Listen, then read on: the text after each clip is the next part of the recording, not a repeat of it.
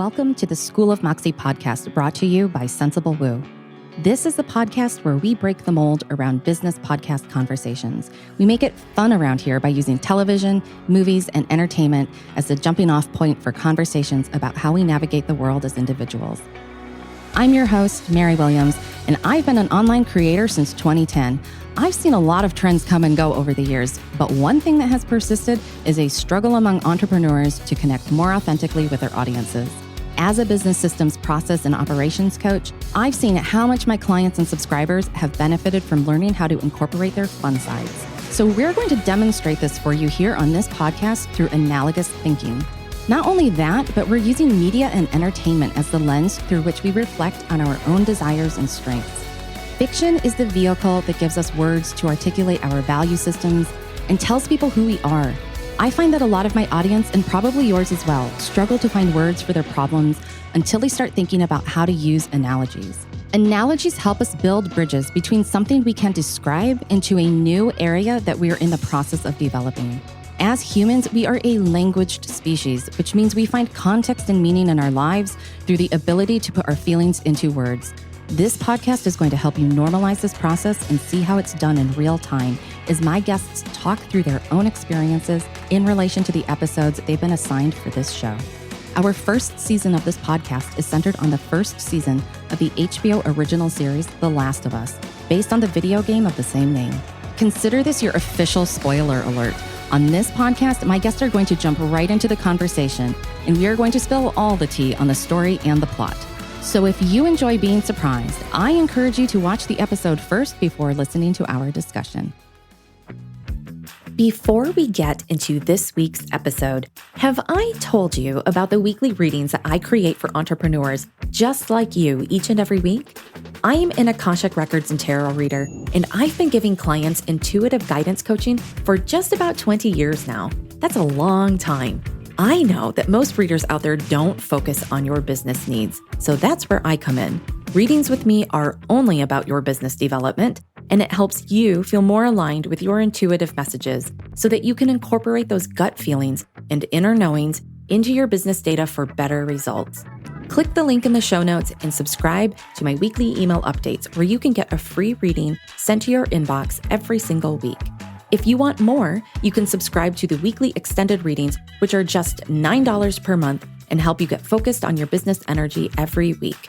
No more Sunday scaries. You've got this better in hand than you know, and I'll help you see it. Now let's get watching and talking. This is the first of a two-part episode featuring Erica Courdae. Erica's recording session was the final guest interview for this season, and she was the only guest booked for studio time while we were in Richmond, Virginia to support a business program where we both serve as mentors to women entrepreneurs. The studio time came in a block of 2 hours, and knowing Erica and myself, I already had a pretty good idea of how our time on the mic would flow. As expected, we recorded nearly 2 hours of conversation that brings forth difficult topics and growth moments for our business world. Because there is so much packed into the recording session, I've split this episode into 2 parts to make it easier as a listener to digest it all. In between episodes, I encourage you to think about the ways in which you avoid or dance around difficult topics in your own business journey. What words can you start to use to help yourself show up with more honesty and freedom in your everyday real-life expressions? If there's a hill of arguments that I'm willing to die on, it's the hill of absolutism in entrepreneurship. I see entrepreneurs struggle regularly with their morals, values, and how they want to build a legacy in this world. And it's difficult to do because nothing we live through is absolute. It's not black or white. It's a full spectrum of grayness. This episode is the final episode in the first season of The Last of Us as a television series. It's titled Look for the Light, which is the second half of the Firefly's motto. When you're lost in the darkness, look for the light. We are served up a moral dilemma that fans of the video game have been arguing about for over a decade, and now joined by fans of the television series. I couldn't think of a better person to talk about rights, wrongs, and all the messy parts in between than my friend Erica Courdae. Erica is a trusted advisor to entrepreneurs and executive teams committed to shifting focus, power, and resources in order to create more equity in their businesses and in the world. She believes imperfect action is necessary to create meaningful social change and helps public figures engage in the work without fear of judgment. In 2018, Erica co-founded the Pause on the Play podcast. After receiving requests from listeners for a space to connect on the show's topics, Erica expanded the Pause on the Play brand to include a community and consultancy. Her leadership has now helped thousands of individuals define their values, diversify their networks, and call people into conversations about inclusivity and individuality. A certified coach and 20-plus year beauty industry veteran, Erica has provided training for established businesses such as Blue Cross Blue Shield, Run Like Clockwork, and Paul Mitchell School. Her voice has been featured on podcasts, workshops, and online communities with a combined reach of over 50,000 people. Badass. Erica, welcome to the show, and thank you for being one of my very first guests who is holding space for better business conversation. Yay! We finally made it. I know, right? I am so excited to do this. Oh my God, Mary.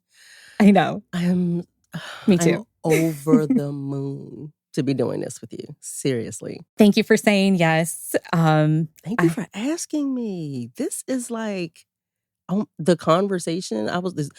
You asked me. I said, I haven't seen the show. Let me watch it. I'll see if I like an episode or two. I think I got 4 minutes in. I was like, all right, I'm done. I'm in. That's all I needed. I'm absolutely in. And I loved you as soon as I met you. So I know, it was awesome. You sent me an email with a voice note. I kept that email, by the way. Because that is so me. It's me. Your voice note started with, I'm 40 minutes in. And I just have to tell you, I paused it, and then you left me like a 40-minute voice note. I did. It was perfect. There is nobody else. I wanted to have this conversation for the final episode of season 1 of the television series other than you, because this is complicated shit. And our entrepreneurial community is dealing with a lot of very complicated shit as well. Yep. And I feel like we dance around the topics all the time. You and I have bonded over this. Yes. And we're like, we need to normalize talking about the difficult, hard stuff. Correct. And go where it goes. And we are going to do that today. I also just have to say, for our podcast listeners, the base has been growing since the podcast has been coming out. You and I are recording. You are the very last interview that I am recording. And it is also the last episode of the season. The rest of them are all recorded out of order. Mm-hmm. And I think there's something really, really special about this actually being the last interview. I have to say, like, when I went back to re-listen and rewatch stuff, because I binged the show months ago. Yeah. And there was something that felt cathartic and yet also a little bit like, oh. Right. Yes. Because it was symbolically an ending, and that's kind of what we're doing, but yet we're almost creating an ending of like, can something end here to figure out what else can start? And yeah, I really like figuring out the energy of like what else can happen, because something has to end and be composted in order to start something else. So I am very much like, what can we put to bed? Yes. Well, let's start at the end. We're at the ending of all endings here. Right. So we get to the end of this final episode in the season. Joel has chosen Ellie's life over the potential of saving humanity through a vaccine that would have resulted with Ellie's death. There's ongoing discussions and debates. They give lots of evidence that people are firmly in one camp or the other. Yeah. They're either pro Ellie surviving, or they believe that sacrifice is needed for the collective to survive. Mm-hmm. And we're not going to debate that part today. But rather, what I want us to do is talk about how someone makes decisions like this, because decisions with ramifications show up in business all the time. But hopefully, it's a lot less dramatic. That part, please. Please, that part. And my question for you is, do you think entrepreneurs actually pull a Joel on a regular basis and make decisions regardless of the morality issue? Or do you think we have a lot of people who are actually stuck in a freeze state? Oh, they pull a Joel on the daily damn basis. Yeah. Because there is a place of not even being able to hold capacity for anything beyond what impacts me right now. How do I feel about this? How will this impact the way people process me? Yeah. And so, I mean, so much of what has happened over the past few years, everything with COVID, everything after, social justice uprisings, which really were just another part of a cycle because that's how these things work. Noticing what's happening with, having movies come out that are specifically trying to call out the systems. Yeah. And yet, we still can't actually do the thing to try to fix what's wrong. We can't say, oh, something else has to replace it.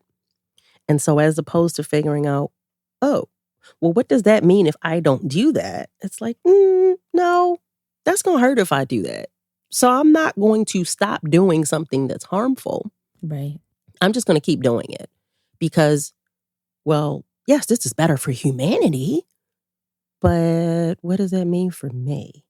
I love that you're bringing up this very nuanced thing that I think is a very slippery slope for all of us, which is that everything is an action, everything is a choice. And to not make a decision, to engage in action is still an action. That's an absolute action. No action is an action.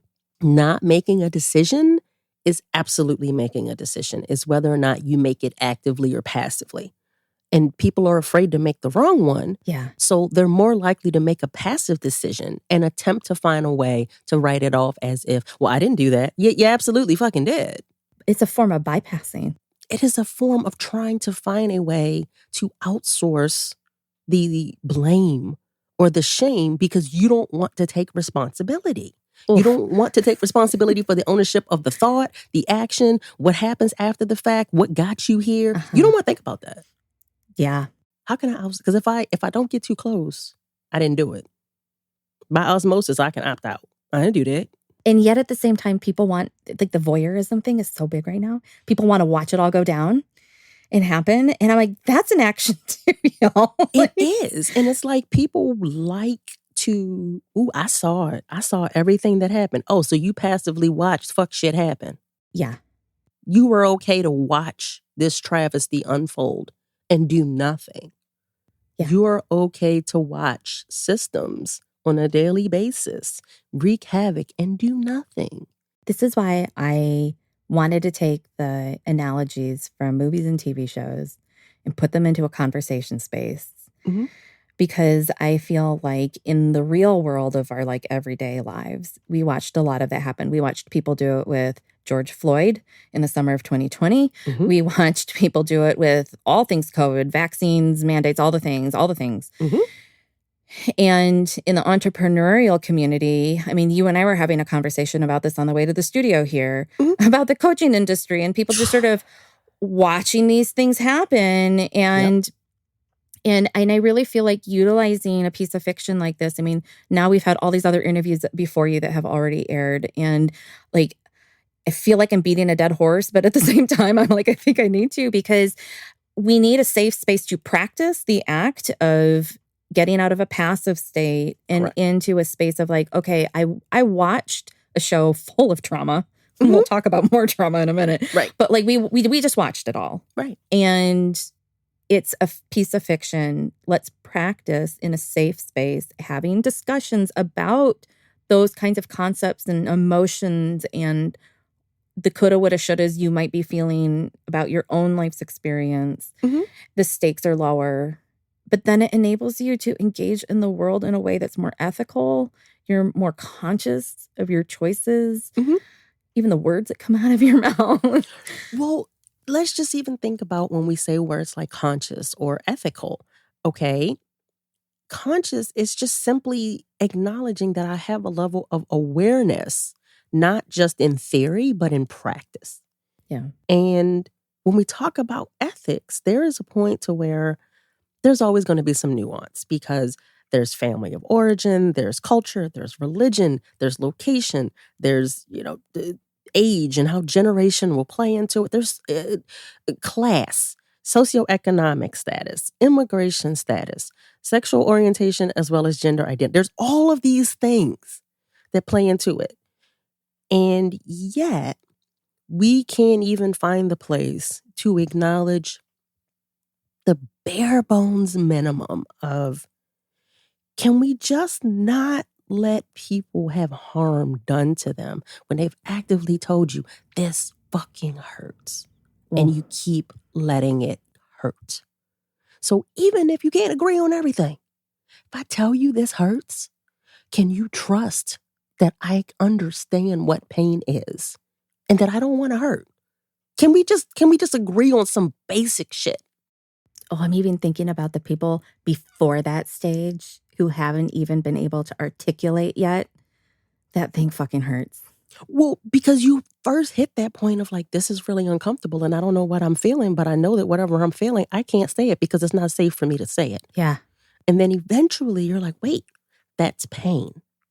Or you, at this point, you've gone through discomfort and confusion and all of these things trying to get there. And you're like, that's painful. That just doesn't feel good. That's not what I want to feel. And then it's like, oh, now I got to actually communicate this to somebody else, understand myself, communicate it, articulate it, and then translate it to them in hopes that they will not only witness me, but respond and let something change. Oh, yes. And I feel like it's so well modeled through the brilliant acting of Bella Ramsey in the very final scene where she's like, tell me the truth. And you can see it in her eyes. You can see the thoughts running through her head where she's like, I know. I was going to say she knows. I know. She knows. And he knows that she knows. The interesting piece is, you know, she knows. She has been through so much before she even knew what going through stuff was. Yeah. And yet, even in that moment, there is like a blip that you're like, does she actually want the truth from him? Or does she want comfort? Does she want reassurance? Because for once, she is at a point that she just might have something that she can find a certain amount of this is real in it, in this fucked up apocalyptic ass world that they live in. Yeah. And yet, you don't really know what she's seeking because you already know she knows. And at the same time, do you want me to confirm, or do you want me to give you the answer that you really want, even if you don't know what it is that you want, but you don't want the truth? The confusion in the space between them. I mean, you can cut the air with a knife. Like it is. But yet there's no confusion on his part of like, oh, I didn't do that. I didn't do that. If there was ever a need to have a textbook example of disassociation, the fact that it was like, bet, I'm taking down everybody because this baby here is leaving. This is what we will not do. And I don't care what else happens. I don't care who else doesn't make it out. I will, and so will she. Period. There was no hesitation. There was no question, no nothing. So in that moment, the only person that's sure of anything is Joel. The self-preservation that character goes through. Is it self-preservation, or is it again, this is a very unnormal reality in comparison to what we consider reality. Yeah. And is it self-preservation, or is it just him being able to, for once, that he never thought he would have again, want to experience something that feels so fleeting that to turn his back on it and give it up almost felt blasphemous. Because after everything he went through, to come full circle and have somebody hand you a daughter, there's a part of him that's like, I'm not even trying to save myself, because he didn't care if he got killed. He just wanted to get her out. Yeah. And so his own well-being didn't matter. Now, self-preservation from the perspective of, I want to be present for this experience. Yes. But self-preservation of, I need to be preserved? No. I think it really was just, I need to preserve you. So self-preservation in that respect, but Yeah. he gave up on himself a long time ago, in my opinion. The only hope he had is Yeah. her. Because he Yeah. didn't have anything before she came around. He gave two shits. The most he had was Tess, and Tess couldn't get through to him. Yes. Tess, because remember when, Oh, I don't know what love episode it was, Tess. she was like, I mean, I know I told you how I felt, and you don't feel that way, and that's fine. Mm-hmm. And he did love her in his way, because you could, when she stayed in there and they came and got her, he was hurt. He was so hurt. He was as hurt as he was able to muster for where he was at that point. Yeah. But he was hurt. Yeah. That was hard. And he couldn't hold space for Tess. He couldn't. You know, it's so funny. You talk about Joel and his identity, and I'm like, in my mind, rewinding episodes backwards in my mind right now. And I'm like, when's the last time I saw him appear to have like a solid sense of this is my identity? And it's Breakfast with Sarah. It's in the pilot episode. I was going to say. And then it's just gone after that. And my question for you is, because we're doing an analogous thinking exercise here, how much do you think entrepreneurs are suffering that same thing, where it's like if you rewound the episodes of life backwards, you would find where they felt they had an identity. And then it's just been gone for years, decades. And COVID really showed this. And I think that's why COVID was so hard. I think that's why people are still not recovering from it. Still, because the truth is, the actuality of it is you've been lacking your identity longer than you consciously were aware of it. So I'm gonna give you an example, kind of almost like a character study, and I'm gonna use myself as the example. Okay. So I've been an entrepreneur for over 15, 16, 17 years. Yeah. And when I initially started, I was heavily in the beauty industry. And it was challenging because I had to almost put parts of myself away, because a lot of the clientele that I worked with were white women. And I would sometimes have the challenge of them being like, oh, this Black girl with natural hair is going to do my hair, and she knows what she's doing. And it's like, yes, actually, you were the only person I would trust with my hair. I have the weirdest mix of crazy Asian girl hair with like weird textured white girl hair. And I'm like, nobody's ever known what to do with it. Because people look at you and assume. And that's the thing that I never did, even when I was an instructor back in the day. Yeah. And so like, I felt like there were so many times that I had to kind of put that away for people to come in and actually figure out what I was doing and be like, oh, you good at this. Okay, cool. And then we were fine. Because the day of, I would always walk into weddings and nobody ever wanted to go first. Yeah. They were like, I am not going to be the sacrificial lamb today, not me. And then once they saw that I knew what I was doing, they're like, oh, I'll go next. I'm like, y'all know my nerves. And so I felt like I had a hard time with that. And before marriage equality was legalized, I had made it very clear that for us, love is love. Mm-hmm. And we serviced everybody. And I made it very clear. And I put this online. I'm like, if that is not something that you feel good about, kick rocks. I don't want your money. Yeah. And that was before it was like and cooler and in thing to do. I did it because my ethics were like, I don't want to deal with that if that's what you want to do. Mm-hmm. Because there was a point to where I couldn't have gotten married to somebody that wasn't exactly like me. Mm-hmm. And because somebody else wants to dictate what you can or cannot do for whatever reason, whether it's because you're in love, whether it's because it's out of convenience, or because y'all got an agreement, who am I to tell you that you can't? And there was a point to where I was very, very, very vocal about it. And at the same time, I also recognized that I'm a Black woman in an industry that is not majority me. Yeah. Is not necessarily as open and inviting as that. So I knew that that was going to impact how much money I could or could not make within the business. And then as I began to actually figure out, okay, I don't know what any of this online coaching stuff is. And then when I chose to become a coach, there was a place of like, wait, so I've been doing hair for all this time and supporting people in their identity and who they are and how they're processed by other people, how they're processed by themselves. Yeah. And I'm going into a different facet of it with this. However, do you trust me to be the one to support you?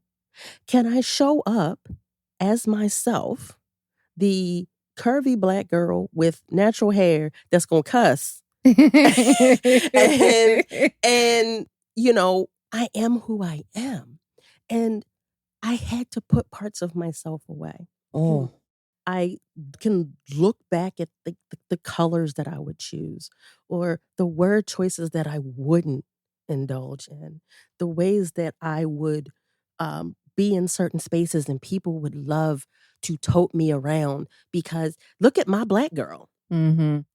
And there were times to where it was like, well, shit, I don't like it. And if I say no, then there's nobody in the room.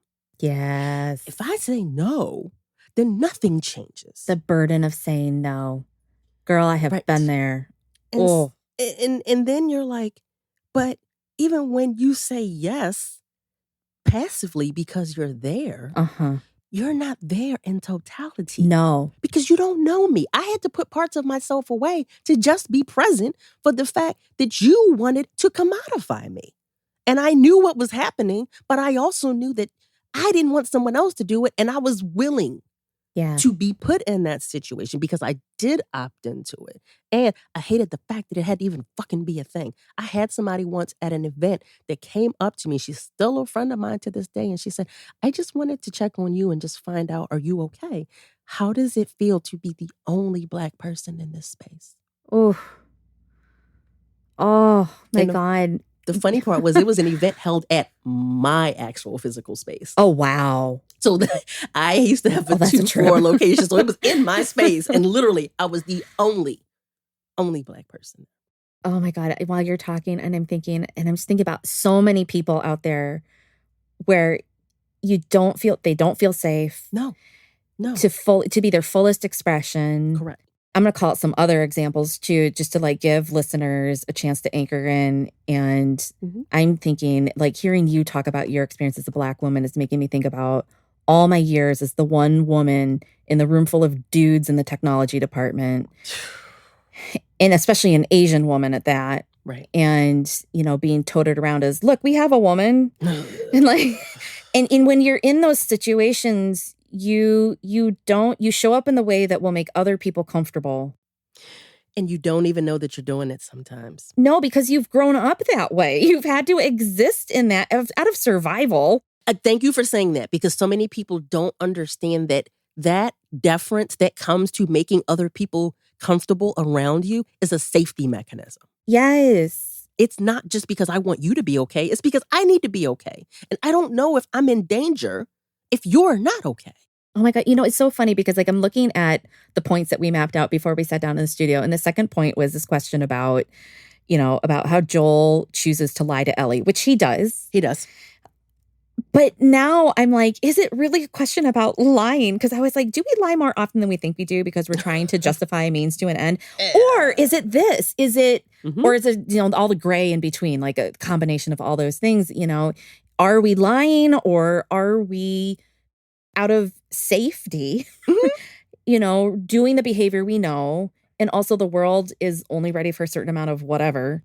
The challenge is that whenever we go to polar opposites or binaries, good or bad, truth and lies, we leave a lot of nuance on the table. We leave a lot of why and a lot of context there.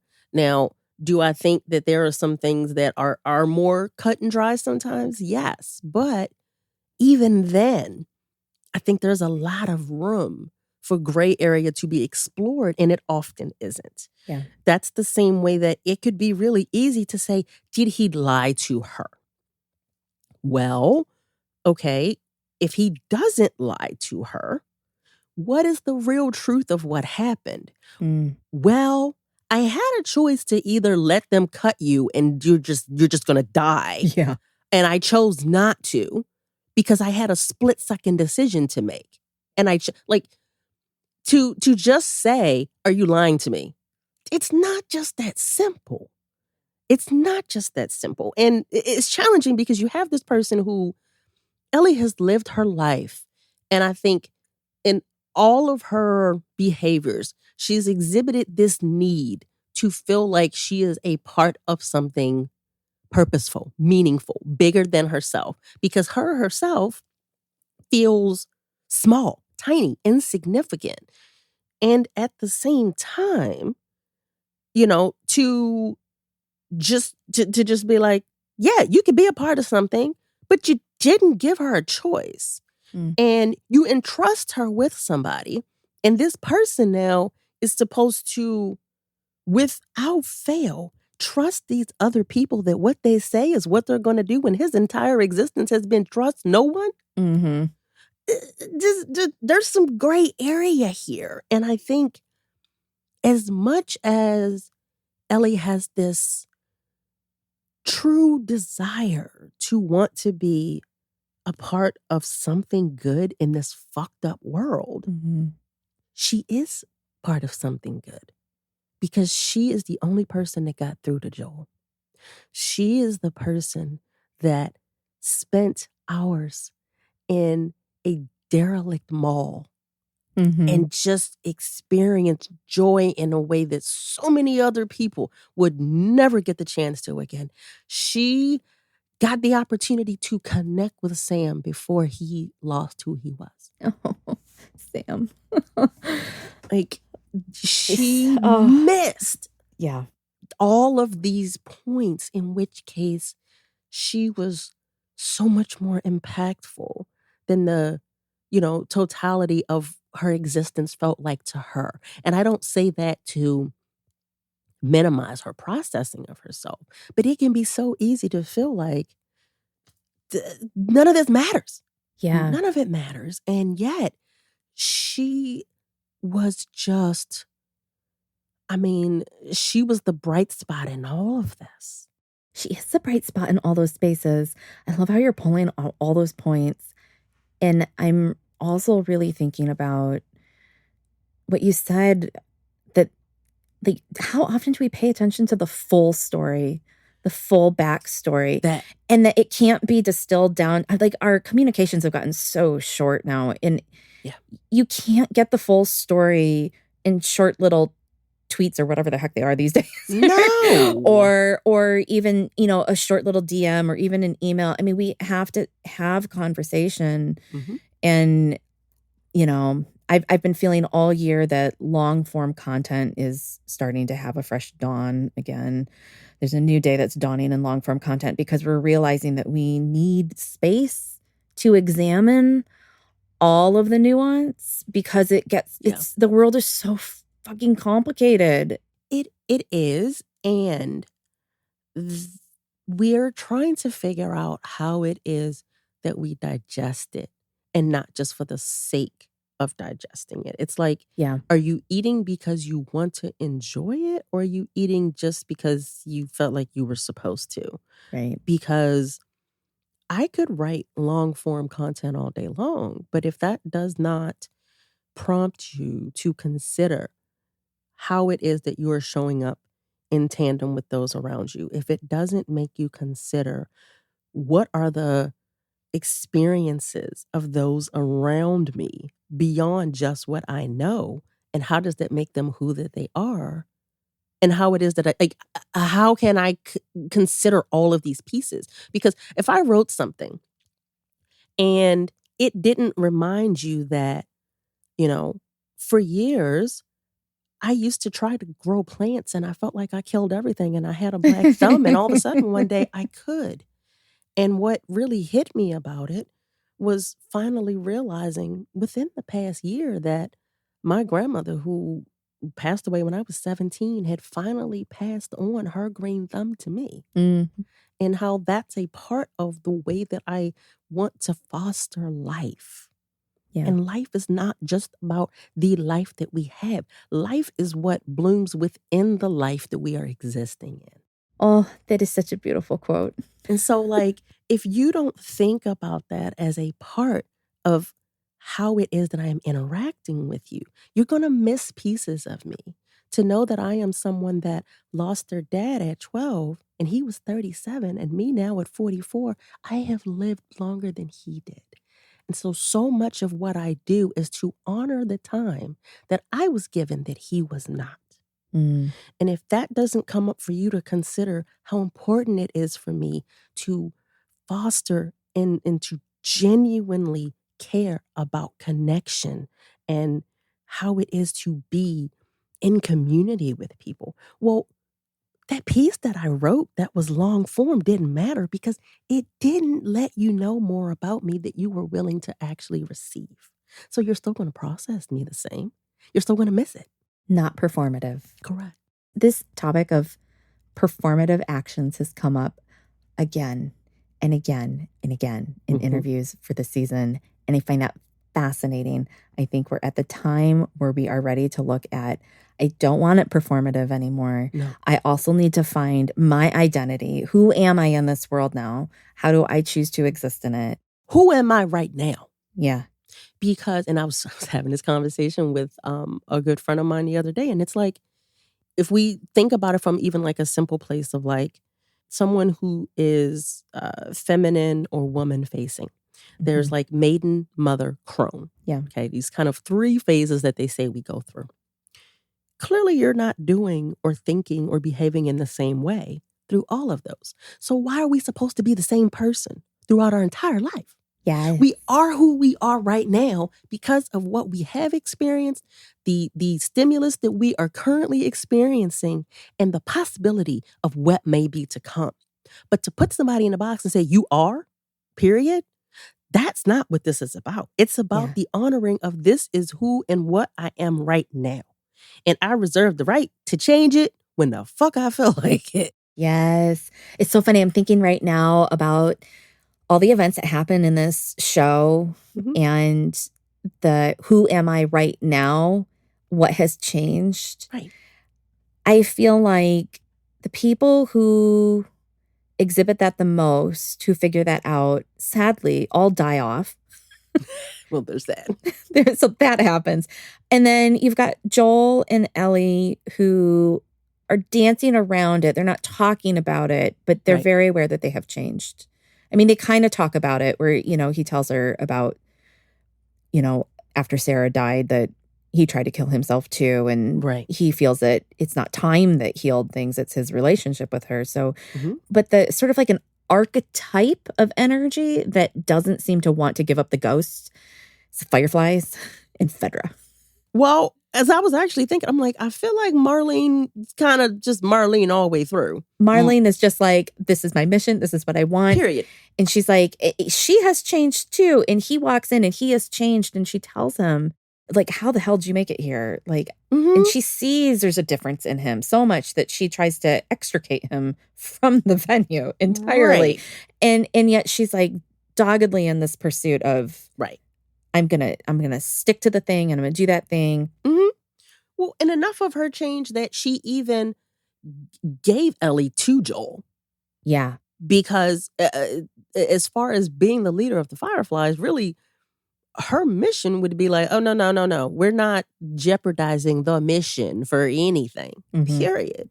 But if we really look at pretty much everybody, Tommy might be one of the only other ones again. Tommy seemed like he was pretty much Tommy the whole way through, which was probably why him and Joel had such challenges, because Tommy was always kind of like, I'm not really with all this struggle. I don't really know how I feel about this. He always kind of had this moral conflict, which that moral conflict is part of why Joel kept trying to keep him alive. Yeah. Because he didn't have that thing that Joel had that did keep him alive, because he was just going to kill everybody else. And that thing that Marlene had, and even like, Tess had it. Other people had it.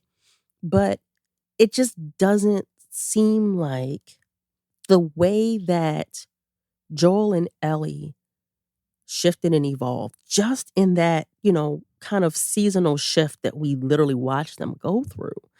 We didn't see that type of kind of growth or arc Now, granted, we were obviously observing them very differently. Right. But it didn't seem like that was happening in the same way with everybody else. It didn't seem like it was happening in that way. And I love that you point out that Marlene did shift enough to say, you know what, I'm going to change the immediate logistics and send Ellie with you, Joel, and Tess. Mm-hmm. But by the time we meet up with her again at the end, right, she flips back to...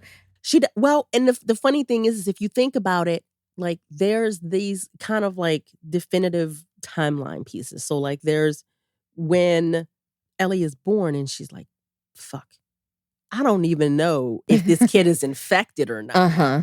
And whether or not she wants to even save this child. But you know that there's enough of a softness there where she's like, this is my friend. Mm-hmm. I have to at least pause to consider. Mm-hmm. She did the same thing again when she told them to not kill Ellie when the whole mall thing happened. Yeah. And then she took her. Yeah. And then said, hey, Joel, take this girl. Yeah. But then when we get to the end, you saw just enough of a flicker for her to give Joel just enough space to go full metal checking and joint on everybody. Exactly. And so there was just, and this was something that was pointed out, I think, in the official podcast, in that when Marlene says, just let me go. You can't let her go. No. That's just like saying, Joel, I'm going to let you go. You don't let people like that go. No, the two of them are very... You can't let them go. And that's the thing. You were smart enough to know, like, we should have said that because now I have to kill you because I know. I know you're going to come back for me. And I'm not going to be looking over my shoulder because I know that you will come for me until you get me. So let's just take you out now. Let's just not do this. Because he could have left her there, but he was smart enough to know. And they were almost mirrors of each other. They really were in the end. It's fascinating, right? Right. That was a lot of truth bombs in one episode. I'm going to encourage you to let all of those thoughts marinate in your brain for about a week. And we'll pick back up with Erica next week for the conclusion about our discussion around the messy endings in life and business and how to navigate difficult topics as entrepreneurs. This television series has so much to offer us in discussion based on the fictional story alone, but the business side of it is just as impactful. I'm Mary Williams, your host and the founder of Sensible Woo. You can watch the HBO original series The Last of Us on Max.com. As a librarian, I will always encourage you to check out the companion book Bittersweet by Susan Cain at your local library. You can find this show wherever you listen to podcasts, and all of the links to resources, guest information, and anything else we might reference in an episode are in the show notes. We appreciate your support by subscribing and submitting a 5-star review. It helps other listeners find and share this content alongside you, our wonderful listeners. Like and follow Sensible Woo on YouTube, Instagram, and don't forget to subscribe to email updates at sensiblewoo.com, which includes a weekly tarot reading delivered right to your inbox. Until next week, be sensible, be woo, and most of all, be you.